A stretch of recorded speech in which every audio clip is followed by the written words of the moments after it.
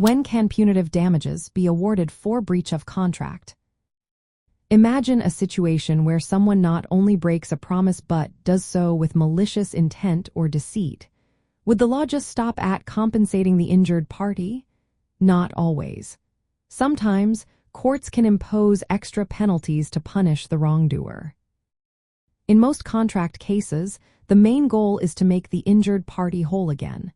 That means paying for losses or damages caused by the breach. But punitive damages are different. They are meant to punish particularly bad behavior and discourage others from doing the same.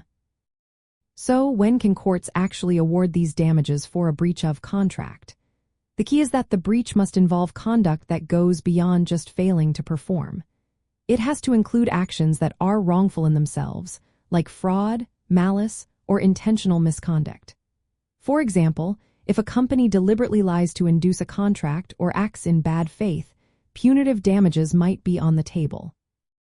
Another important point is that the wrongful conduct must be connected to a tort, which is a legal wrong like fraud or intentional misrepresentation. If someone breaches a contract but also commits a tort, courts might consider punitive damages. For instance, if an insurance company unreasonably denies a claim in bad faith, courts could award punitive damages. The party seeking punitive damages must usually prove their case with clear and convincing evidence. This is a higher standard than just showing a breach. It means they need to demonstrate that the defendant's wrongful behavior was intentional or malicious.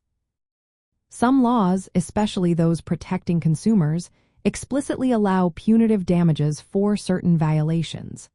For example, if a business intentionally deceives customers or acts with gross negligence, courts may impose punitive damages.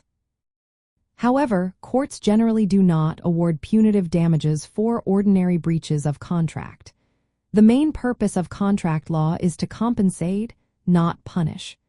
Punitive damages are reserved for cases where the breach is coupled with serious misconduct.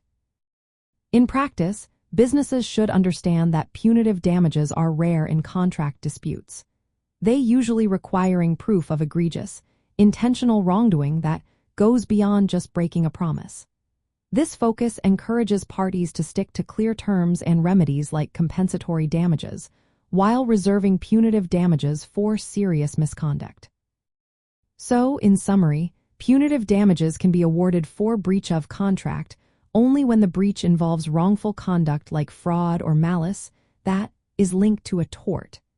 It's not about punishing every broken promise but targeting those cases where the misconduct is truly egregious and intentional.